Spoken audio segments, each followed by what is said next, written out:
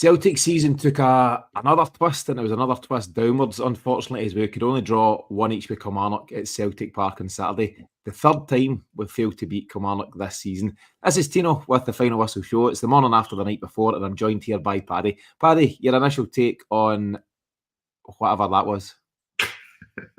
Well, I'm struggling to get a sentence together for it yesterday as well, Tino. I think just a really, really poor performance all round. I think seen a perfect description of us this season. I think it was with the Cynic, basically saying it's a bit of momentum, good start to the game, get the goal, half time, come out, passive, and then we build our own anxiety and crumble under it. And I think even our manager's comments after the game yesterday is summing that up too. So yeah, a bit of Groundhog Day, to be honest, in terms of what we've witnessed this season, and just not good enough. Something you said there, Paddy, and I think it's a really a line that really sums things up. You said we build our own anxiety. I think that's really true in lots of ways, on and off the pitch. Yeah. This isn't about anything Celtic fans are doing. Celtic fans were in full voice yesterday. You start the game with Grace ringing around the stadium after the drive from the Green Brigade to support people in Palestine, and that was all good and really positive, and everyone was up for that. And actually, it was a pretty decent first half overall. Went in at half time, not too stressed. 1-0 up, could have been 2 up, but playing fairly well. Not on fire, but playing fairly well, fairly relaxed. And then the second half, it's the actions of the players, which are, you'd have to say comes from the instruction of the manager, which then causes the anxiety around the group. But it's all of our own making. It's not like Kelly were absolutely pressing and harrying and cutting us open at will. It's all Celtic's undoing, and it kind of summarises the season so far. It does. I think for me yesterday, like I've said quite a lot this season that a lot of our poor play, a lot of our slowed down play comes from how quick we get the ball out for the back and get it into our midfield for our midfield to operate and do something from then. But I was actually, I'm still a big believer of that. I think our centre half pairing have a lot to kind of like look at for this season. I think it's a big issue that we've had. But I was looking at just the drive, the will, the determination to try and close down, to try and bring the ball up the park from our midfield. Our midfield two, I suppose. I think Kyogo was kind of slipping into the 10 at points yesterday. And it just wasn't there. No one was really wanting to move in between the two banks at 5 that Kilmarnock had for the majority of the game. No one was really trying to create the angle. I remember going through David Turnbull for like receiving the ball, not even wanting to look left or right and just playing it straight back to a centre back. That was happening an awful lot yesterday. And I think the big thing for me is I'd said in the group, we've got a team here that is coming from a backline. It always has with Celtic. We start a lot of our play on the deck. Our centre halves are given a lot of possession, but they're given extra time. They're given extra time. And I remember the games against Bodo Glimt. And one thing they'd done against Celtic was allow our centre halves to have as much time in the ball as they wanted. Because what they were doing was basically closing down any avenue into a midfield that would then push forward. No offence to Kilmarnock, but when the rest of the league are catching on to that, that's alarm bells ringing. It really, really is. And if there's no way around that, it's a big issue for me. I think Derek McInnes's comments yesterday even summed it up. We gave possession to the people we wanted to have possession. What does that say to you? He knows exactly how to play against us. So it's really, really poor. And any manager, there's two things you would be asking your team to do automatically if you're playing against Celtic, whether you're home, away, Kilmarnock, St Mirren, Rangers, whoever you are. A, let Celtic centre halves have it, because they're not hurting you in any way, shape or form if it's going from Scales to Welsh and Welsh to Scales. And B, target their left back, whoever it might be, Greg Taylor, Alessandro Bernabe, who we'll get to later, or anyone that finds himself there, because we're weak in that area. So why would you not push down there? And ultimately, that's where Kilmarnock's goal comes from. You said as well, no harm and no disrespect to Kilmarnock. And you're right to say that. I was listening to the Huddle Breakdown. That's the stuff with Enda and Duco James and Alan Morrison. And it was from last week. And they were saying that Kilmarnock's wage bill is 7% of Celtic's wage bill. And I don't know what Derek McInnes gets paid, but it's not the circa 3 million that Brendan Rodgers gets paid. No. And I know things aren't played out on spreadsheets and all these kind of things, but it just shows you the absolute gulf in class that should be apparent between Celtic and Kilmarnock, but clearly isn't. People have called into question Celtic's back four yesterday, saying it's a mid-level Premier League team, Premiership back four. If you've seen that lineup at Motherwell or St Johnstone, you wouldn't be overly surprised. And that's with all respect to guys. I'm fairly fond of the guys that play across Celtic's backline. I quite like them as characters, but they don't. Who's the classy operator? Carter Vickers absolutely is when he's part of that, but he's not part of that right now. Who's the real leader? Who's the top performer, the top man in that defence? There's guys there who are decent footballers. We need better at decent, and it's all catching up on us. It's 4 players that should have been replaced 3 windows ago, Tino. Simple as that. They shouldn't be anywhere near this team. But again, we've sat on our hands, and the old excuse of, well, we need this Scottish player for Champions League squads, or we need this Scottish player for that. That's just lazy. It's just lazy in Celtic's end. And I think, whether we're blaming the manager, blaming the board on this one, when you've got 2 centre-halves, for me, I'm sorry, the 2 centre-halves that are on the bench, surely they cannot be worse than what Liam Scales and Stephen Welsh are. I don't understand that. I don't know if this is a statement being made by Rodgers. I don't get it. I just don't think this is the time we start juggling with the potentially losing this league, because we're on our way to losing it if we continue like this. I don't think we should be dicing about with things so easily with only 13, 12 games to go now. It's embarrassing. Yeah, there's no real consistency, and I dread to think that Rodgers is putting some of these teams and systems out just to make a statement to the board to say, look what I'm working with here, because we're past that point. You can certainly have that chat in the summer if you want, or you could maybe have had it in January, but we've missed those windows of opportunity to address those things. There are more calls than ever that the manager needs to go, and he needs to go now. I can't buy into that because I got asked last night by a couple of mates, where are you at on Rodgers now? I've been a big defender of Rodgers, big fan of Rodgers, where I'm at on him right now. And last night after that one was the first time I've really thought he's getting so many things wrong, regardless of the off-field stuff, regardless of the fact that he's not been supported in both windows. Just as an aside, look at what we've brought in summer and January. Look at that now. It looks worse with every passing day, every passing game. But in terms of Brendan Rodgers, there's tactical decisions he can make yesterday, which can have a positive impact. There's a few key ones that stand out for me. The biggest one, and the one where the whole game swung on its head, I think, was on the 60-minute mark when Greg Taylor goes off and Alessandro Bernabé comes in. That's a decision that Brendan Rodgers has had at his disposal to make a better decision, in my opinion. Someone said, I was on the way home and I heard it on the radio, but someone phoned in to say, why are we not just moving Liam Scales along to left back and bringing Navrocki in at centre half? And that back four would then give you the best possible opportunity of seeing out what was a precarious 1-0 win. Everybody in the dug knows that Alessandro Bernabé has no defensive qualities. I bet you he was magic at the fives when he was younger, and he's not making guys yesterday. I don't know if you caught it. He's not making guys and run up the line. That's all fine. But he's a left back, or he's masquerading as a left back.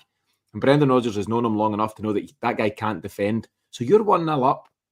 You know that Kevin Van Veen's waiting in the wings. You know that they've got some powerful guys at set pieces. And we put on a guy who can't defend, can't jump, can't head. And ultimately you see what happens with the goal. Yeah. That was the one big decision for me. But there's other things. He's seen Nicholas Kuhn day in, day out in training so far and deemed him good enough. He was woeful. We've given him a 5.5-year deal, by the way. And I know it's early days and things can change, but he's not ready right now. And we've put him on a must-win game. And every game right now is must-win. And there's various other things going on around the park. So I'm questioning Brendan Rodgers' decisions yesterday, but you can't change your manager in February right in the midst of a title race. It's just, that would be a crazy move, surely. 12 games to go is not good for anyone. I think that we ride it out with a manager that we have just now. We see if there's a change in fortunes. I hope there is. But to bring a manager in, does any manager coming in make that back line stronger yesterday? I know you're talking obviously about the substitution, and I agree with you there, but does any manager come in and improve Liam Scales or improve Stephen Welsh or improve Anthony Ralston? to the level that's required? No, for me, they don't. Again, it's nothing against these guys. They've maxed out what they can do for this team. And to be honest, as I said, all four, and I include Greg Taylor, should have been moved on. Should have been moved on a long time ago. This is ultimately, for me, still down to the board. I think bringing in a new manager at this point is a crazy decision. I think that if you're going with that back line yesterday, you've also then got a goalkeeper that, for me, doesn't really trust that back line as well. That's you taking out half your team effectively, and it's vulnerable. You're making half your team vulnerable in your starting 11. There is one thing that I would blame Rodgers on in terms of that lineup, and is what I go back and say, is it his pride's going to take a dent if he starts to play Lagerbielke or Nawrocki? I don't know. I've not seen enough of them. What I have seen in glimpses has been better than what I think we would be getting at the moment, in my opinion. But for me to go and upset anything that's there by trying to bring in a new manager to try and get things right with 12 games to go is dangerous. It's too dangerous. I get, I've seen, obviously, George, I'm reading your comments here on the side. Beauty Kilmarnock happened in October, mate. That's plenty of time for a team to get settled and have another kick at it. We've got 12 cup finals. We do not put a new manager in that position, because if it goes wrong and it goes toxic, people will call for him to leave as well. And where does that leave us? Yeah, I've got to agree. So George Barth, George is a great supporter of the show and always kind of comments, and it's really appreciated. But George and John Coyle and a few others have made comments to the tune of we need to change the manager now. And George has mentioned the new manager bounce. Okay, the new manager bounce is a thing, but as you say, Paddy, in October, Rangers had nothing to lose at that point. The league was gone, and they've had to bring somebody in, and it's proven to work well. The new manager bounce doesn't automatically work regardless who you bring in either. You can't just bring in another manager and the bounce happens by magic. It needs to be the right manager. So I'd put it back to George and others. Who do you bring in at this moment in time? What manager's sitting about in February saying, I can come in and get results right away over the last 12 league games of the campaign? Now, this isn't a defence of Rodgers. This is more a bigger picture thing in terms of, what the board should and shouldn't have done in summer and other windows and whatever. But you can't change the manager right now. It's just, you're just conceding the title. At the moment, things aren't going well, but we're at time of recording a point top of the table. You just can't take that risk. I can understand if in the summer people say win, lose or draw, Rodgers needs to move on. I can get on board with that, and I can understand the rationale. You cannot change with 12 games to go. You would just be giving the whole thing up. Let's take it back to the game, Paddy. So obviously, we go 4-4-2. We're sticking with Adamida up top and Kyogo in the pocket behind them. And as I say, first half was absolutely fine. We had a couple of chances we could have done better with, but the goal's a very well-worked goal. Louis Palmer makes his way inside for a change, manages to kind of dance his way around the edge of the box and eventually breaks to Tony Ralston, who just clips it into a really good area. And it's a really good headed finish from Kyogo. And at that point, at Celtic Park, you're in a situation where you go a goal up and it should be, that unlocks the game. That lets loose the team and we can start to play with more freedom. As I say, we kind of relaxed into that first half and it was all fine, but we lack a killer touch. Yeah. One goal or a one-goal advantage is never enough at any level of football. 1-0, 2-1, 3-2. We cannot put teams to bed. We seem to lack the character to go and get the killer second and third goals. It's very timid, as I said, like watching some of the game back, you're kind of looking at just how slow they are, or just how much they don't want to take the risk. As I said earlier on in the show, they don't want to take the ball on, they don't want to take the man on, and they just look for the simple ball back. A lot of people say that that's kind of a Brendan instruction: keep the ball, keep possession. I think what we've seen lately, he's tried to tweak things. He's tried to bring obviously Kyogo and Ida into the same team. I think that kind of starts to go out the window. And one of the things that I have noticed over the last couple of games is that we are actually starting to get to the byline. But my God, no one's looking up. No one is looking up. Every ball is getting in and it's hitting the first man. Like it's like hitting hope. And you're paying people £10,000, £15,000 a week to finally beat a man, but then not even look up and play it along the deck at such a poor pace that, like I've watched the difference of Kyogo stepping back a little bit. creating so much more space around the 18-yard box for himself, and either taking up that 6-yard area, 10-yard area. But the ball's not even reaching them. It's pathetic wing play as well. It's really, really poor. I've defended this team an awful lot this season, Tino. I think we all want to. I think we all, as supporters, want them to do well and want them to go and prove us all wrong. And I think that they've enough credit in the bank for last season. But what I'm seeing is us really, really stretched at the moment. Our squad is stretched. I see people talking about the players that we brought in the summer. Rodgers hasn't done anything with them. We've not brought in one player of note, in my opinion, that's changed anything. There has been no quality brought in, and we are lacking quality. Seen an incredible compilation of 19 chances over the last 5 games that we've created. And some of the finishing is a joke, an absolute joke. There's a system there that is there to work. We need people there at the end to finish it, and I just don't think that the quality's there at the moment, and that's where Celtic lie just now. Yeah, and even you talked about Adam Ida and Kyogo making themselves available in good positions in the box. You could have the best striker on the planet in there. If the ball's not getting to him, if the ball's not getting to those areas, doesn't really matter. Do you know, for all Celtic just seem to sign wingers by the bucket load and have done for a number of windows. And for all those signings, take Jota as the real success. Jota aside, there's been so many failings, and how can you get it so wrong? And I'm not just putting this on Mark Lawwell. That's a separate whole other negative conversation. But across various windows, you want to go back to Marian Shved and all that kind of stuff. There's wingers that have come in for years at Celtic and haven't done it. How do we continue to get one key position just so wrong? I can't get my head around it. That was a comment, and it's valid.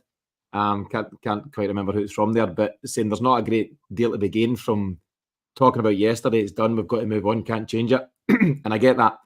We do need to cover it a wee bit as part of this being a Kelly post match. But generally speaking, we're going to run this for about 35 minutes, Paddy. So give or take 20 minutes left. We will touch a wee bit on the game, and then we'll look at the bigger picture, because there's some key things happening in the game which I think are symptomatic of other things going on away from the park. But there is a moment. I spoke to Sean Cameron, Paddy, after the game. You know, Sean that we both know well, just walking out, and he highlighted a key point in the game which he thinks it really turned on. I think the Greg Taylor substitution was where a lot changed. And just very quickly on that, actually, Greg Taylor leaves the park more or less bang on the 60-minute mark.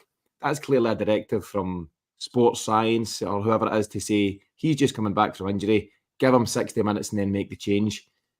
Is that not the sports science tail wagging the football management dog here? Because if the game's in the balance and he feels okay, give him 70, 75, 80 minutes, or even give him the 90. What happened to guys just being ready to play and coming back and playing 90 minutes? We're so caught in wool about how this isn't just Celtic, this is football. You know, everyone's kind of wrapped in cotton wool and mollycoddled in terms of he can only get 60, anything more is going to be detrimental. Geese peace, these guys are finely tuned athletes, and if your game's in the balance and you think you have to make that move because somebody in the medical department's told you, I don't buy into that. I think that's a flaw. I don't think we should follow that science to that degree. 60 minutes is just a rudimental number that somebody's plucked out the sky. Why is it never 68 minutes or 83 minutes? It's always bang on 60. I don't like it, but that's a separate thing. Going back to Sean's point, and I'm just firing out all the frustrations here, Paddy. But going back to Sean's point, there was a moment, I think it was just before the 60-minute mark, and anyone in the stadium will agree with me on the tension this created. Celtic found the ball down and about our right back position with Tony Ralston, and between him and Matt O'Reilly and Stephen Welsh and the goalie, they were trying to work their way out a seriously difficult position. I think Callum McGregor was involved in the passage of play as well. And each pass got gradually worse than the one before it. So McGregor would make a pass that was a wee bit behind Ralston, who'd make a pass that was a wee bit behind Welsh, who'd give it short to O'Reilly, who'd have to try and get across the goalie. The nerves were shot to pieces from the players. You could see it. And it just wasn't working, and it created real panic and real tension across the board. And I think it gave Kelly a huge lift. I think they smelt blood.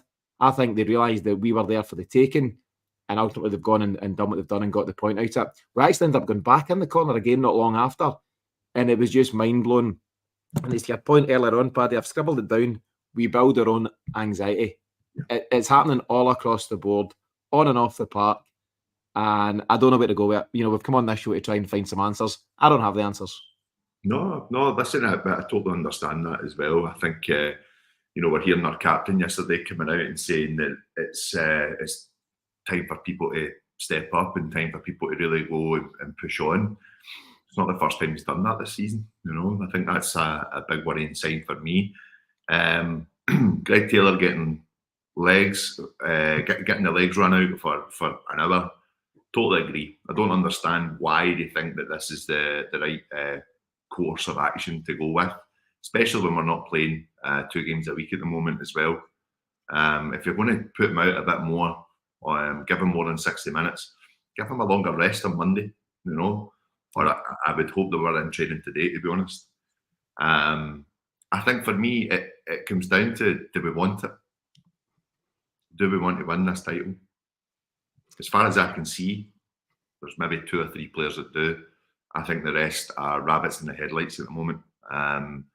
And yeah, I think the rallying call comes now of you're literally fighting for your career here, because there'll be a lot leaving this summer, regardless if we win the league or not. So you're literally playing to possibly get a new deal, or you're playing that teams are hopefully still interested in you when the summer comes.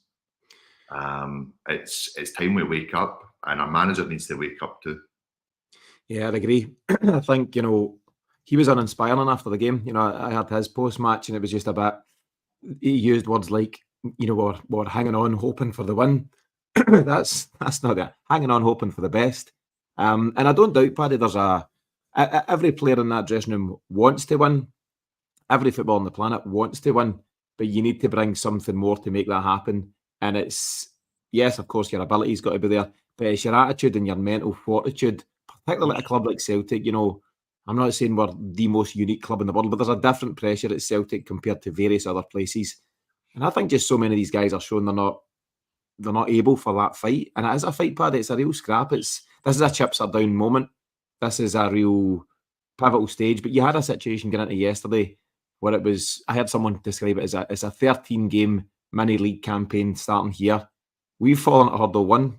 All you need to do is get your head right for 13 matches. We've fallen at hurdle 1, and you can't have any great confidence in the next dozen games based on what we're seeing. No, I take that on board, and the only thing I think they can really take on from this season is 2 home performances against Lazio and Atletico Madrid, beating Rangers twice.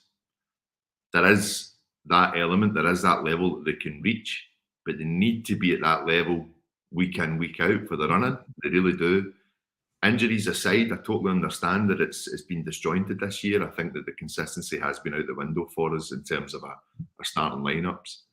Injuries aside, this squad is deemed good enough to go and win this league. We are seeing that the quality isn't there. We do know that obviously we need to make sure that we're ready for this summer to try and get players in. I hold my breath on that. But we are seeing that the quality isn't there in the backup side of things. But you're hoping that we see Cameron and Carter Vickers back. We're hoping that Greg Taylor, and I'm not happy with Taylor, but he's our best left back. So this is what we've got for the rest. We're hoping that we see Alistair Johnson come back, and these guys have got the bit between the teeth to really just go and push us on. And then you're hoping that you've got Rio Hatate coming back around about the end of March. Another drive just to try and push us on for the remainder of this season. And we just hope that players that should be vitally important for us stay fit as well. So it's going to be a long run in. I think that we're shooting ourselves in the foot. I still don't think they're doing anything different from what I've seen. I still think that there's a nervousness there on their end too. But we are definitely playing the worst football at the moment, and we really need to make sure that we try and keep within a touching distance to try and really just push for the last 12 games. But it's worrying at the moment, it is. Yeah, there's no doubt. But as Miff always says, Paddy, hail, keep the faith, bro. Unbeaten in 10, eh? Oh, we'll be good. There's other comments, just to to add to the conversation, San Fran Celtic saying that Joe Hart has been man of the match for a month now, and it's absolutely right. And Joe Hart, I think Joe Hart's, for the most part, stood up to the county. He had another crazy moment yesterday where you're 1-0 up under pressure. He manages to catch the ball and then immediately launch it forward again when just cool heads were required. There's some crazy stuff there, but he did make some big saves and played his part, at least in trying to see out the win. There's a couple of things, just again, just to stay on the game briefly before we move on from it. Can't remember how late in the game it was, maybe 10, 15 minutes to go, where Callum McGregor has had an absolute swipe at one in the middle of the park. It's come to him during a spell of pressure, and he's the cool head, he's a composed player, technically very gifted, he's the skipper, he's the leader, and he's just lashed a right foot at it, and it's went sky high. It's went sky high, but only about 5-7 yards away from him, and then it's panic again, and it's just snatching at things. And when Callum McGregor starts doing that, everybody across the park starts to get the fear, because they're saying, if he's doing that, this isn't good, and that tension, is increased further. Talking about the subs as well, I made the point that I've called out some of Rodgers' tactical stuff from yesterday. You have to look at every sub he made. We made all 5 subs, and not one of them has impacted the game positively. You could debate that Yang tried to make things happen, had a slight positive impact. He was coming on for Maeda and Palmer, who'd done F all, right? So, small margins and all that stuff. But let's take Yang aside, and I'm being kind to him there. Bernabe, we'll get to him in a second. Bernardo, O, and Kuhn. Not only have they not had an impact in the positive sense, they've made us worse. How can you make that worse? Well, we're already struggling. We've put the fresh legs on, the new energy, and we've gone further back to the point where we concede the goal. Subs is a tool that a manager has in his locker, Paddy, to go and positively impact a game or change a game that's not going the way you want. We've got that all wrong again. Tomoki Iwata was on the bench. I've seen enough of him to know that he would have come on yesterday and given us more stability in the middle of the park, where Matt O'Reilly was really struggling and has been struggling for 4, 5, 6 games now. Yeah, listen, I think we've seen that from Iwata, but it almost seems as if Rodgers sees him as just a carbon copy of McGregor and doesn't really want to change that up too much. I don't know why, because I think it was the game against Hearts. He kind of came into the O'Reilly role and looked pretty comfortable there, to be honest. I don't get it. I think what we done yesterday is, again, we speak about bringing Bernabe on, absolutely. Again, though, we're really, really shutting off this connect of our tactics being, let's play out from the back, and then our back 4 are just not quick enough in releasing it into our midfield. Or what I was noticing yesterday a lot more was a midfield just not interested in opening up and taking the ball. It's this is the bank for me. This is the area where you really, really start your press. You really start building the attack. And it took Derek McInnes, how many times he's played this season, and we've not beat them yet. It's took Derek McInnes 1 game against us in the League Cup to suss how slow we are playing the ball out to the back and realise, give them as much time in the ball as they want, because they're not penetrating us if we man mark quick enough. And that's all Kilmarnock had to do yesterday. Even the goal was a really good goal from us yesterday, but it was a stretched header for Kyogo in a packed area. It's easy. It's easy to defend against. Especially when we're coming up against, as I say, 2 banks of 5 in every league game. Every manager that's watching that will see that and say, sit in and keep it tight, keep it narrow, let their centre halves have the ball. And we don't know how to break that down. And it's because the quality isn't there. And that's really concerning. It is, and also, in addition to all of that, someone's made the very valid point that people don't fear Celtic anymore. There's no fear factor. Remember, we had the home record, and that was blown into pieces, this season, by Hearts. But we used to be what's the term they use? A kind of cauldron, a place where nobody could come and win. That is long gone. There's no fear to the point where teams almost come here and embrace it and go and enjoy it, because they know there's every chance they can get something out of it. You talk about the record against Kilmarnock. Someone, I think it was Celtic First, said Celtic's record against Real Madrid Kilmarnock this season is played 4. We've beat them once at Celtic Park. We've now lost twice at Rugby Park, and we've obviously drawn that one yesterday. In 4 games v Killie, we've won 25% of them. That's pathetic, and that's with every respect to Kilmarnock and what they bring to the party. Paddy, we know about the goal, so Bernabei tries to claim foul. At the time, I thought there was a wee bit of hands from the striker or whoever's put the goal away, but not enough to be claiming. You're hoping against hope that the VAR call goes in your favour, but possibly wouldn't have been the right call. And that's it. It plays out, and the boos rang out. And at times, the boos are for the board and the January window, and Michael Nicholson and guys in the stands seem to be getting it yesterday after the game. I think the boos are for all sorts of reasons now. The managers are absolutely getting the neck, the players, the board. It's scattergun stuff, and I can't. That's how I feel, and I can't fault anybody booing for any reason yesterday. There is so much to be annoyed and upset and angry about at Celtic right now, and it just shouldn't be the way, because this doesn't fall into the entitled thing. It's the self-destruct thing. Well, not only are we not growing in the right direction or developing or improving on what we're doing, we're going back the way at an alarming rate. But don't worry, there's 70 odd million in the bank, and there's more to come. Celtic are just about to announce their half-year financials. They're going to slip that announcement out when you're not looking. Mark my words, that will go out on a Friday night at 10:30 or on the back of a win or something like that. They'll sneak it out in a sneaky way, because that's the way they do these things. And you'll realise that Celtic have potentially got 100 million in the bank or something ridiculous. And that's going to kill people, because look where we are, but we're absolutely swimming in cash. Something's far from right, Paddy. It is. It's top to bottom. It's not good at the moment. It really isn't. And you're even looking at win or lose this league, what happens in the summer? Like what is the change? Because we need to see players leave. We're going to lose probably some of our better players as well.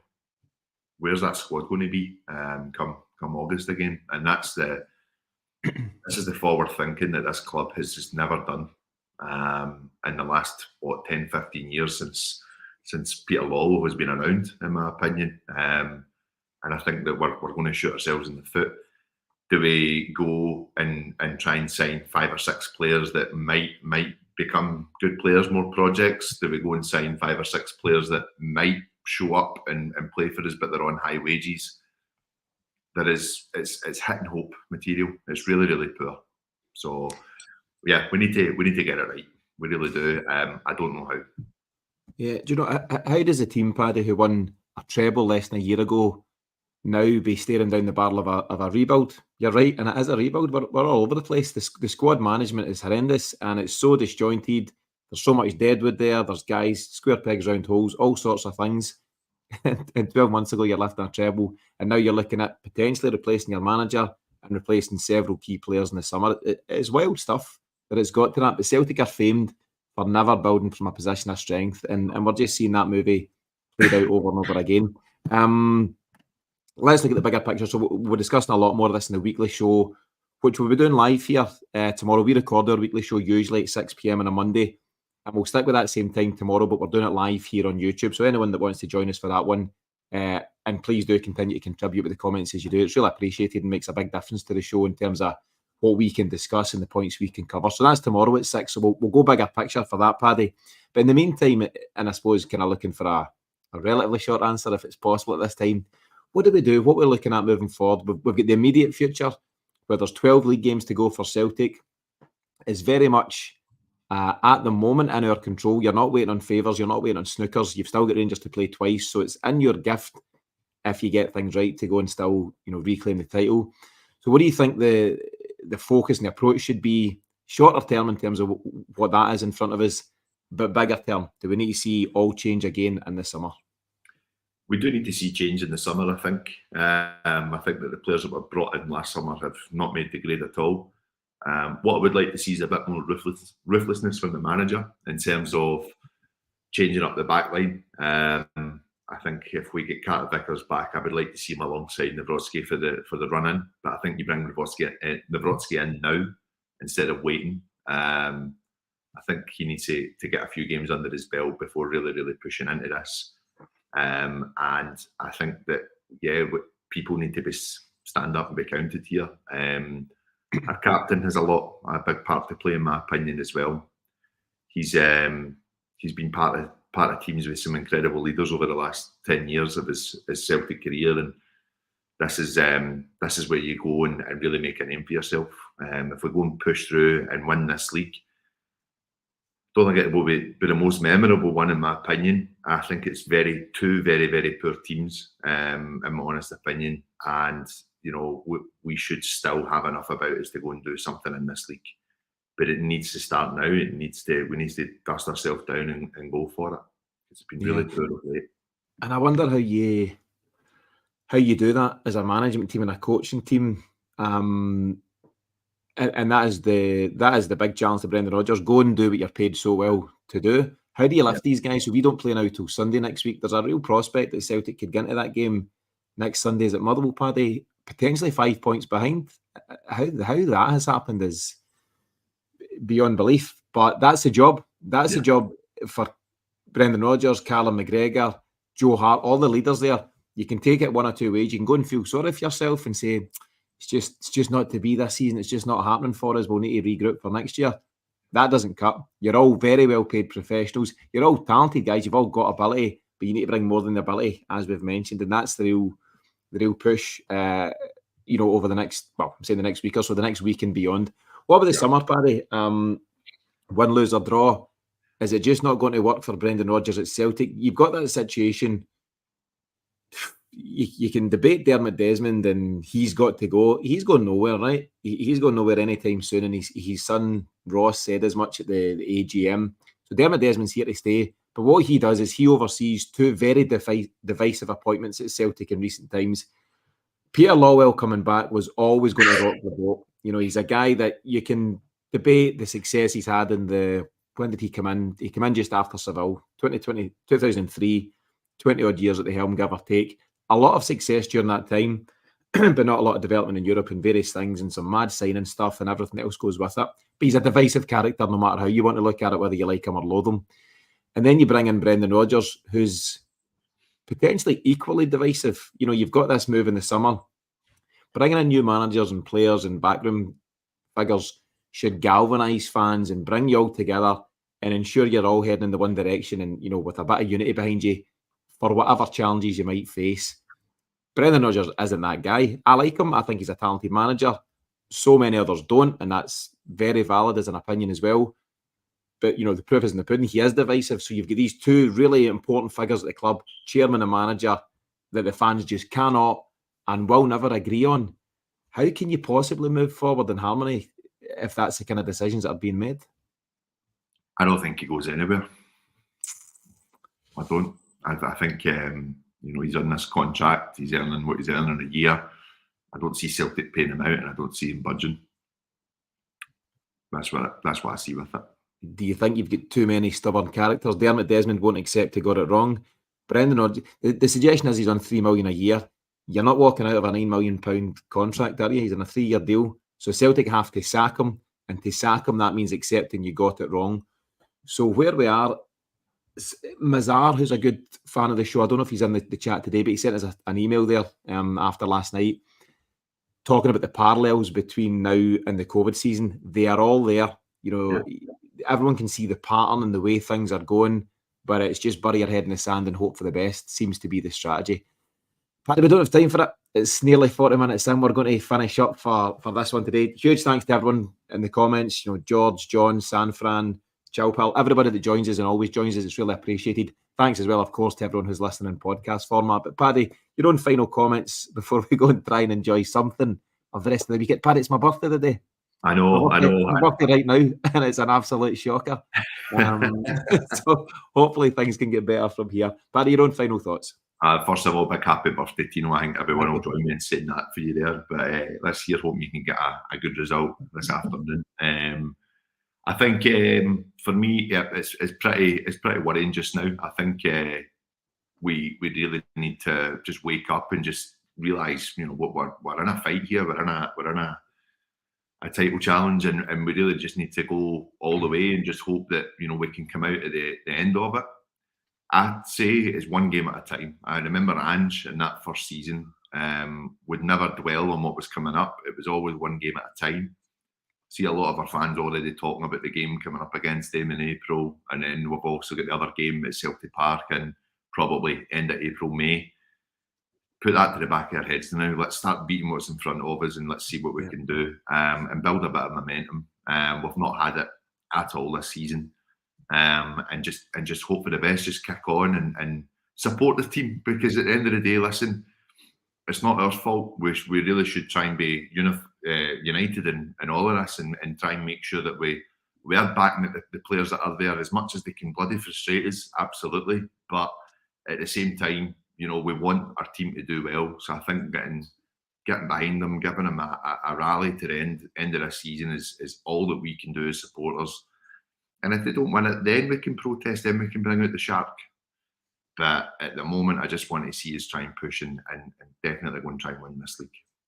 Yeah, and I think for now, there's definitely a bigger picture thing which we can all revisit. But for now, we need to look at what's directly in front of us, and that's Motherwell next Sunday. That's all that Brendan Rodgers and the players should be focused on. And I suppose from our point of view, we'll do our best to kind of back them towards that.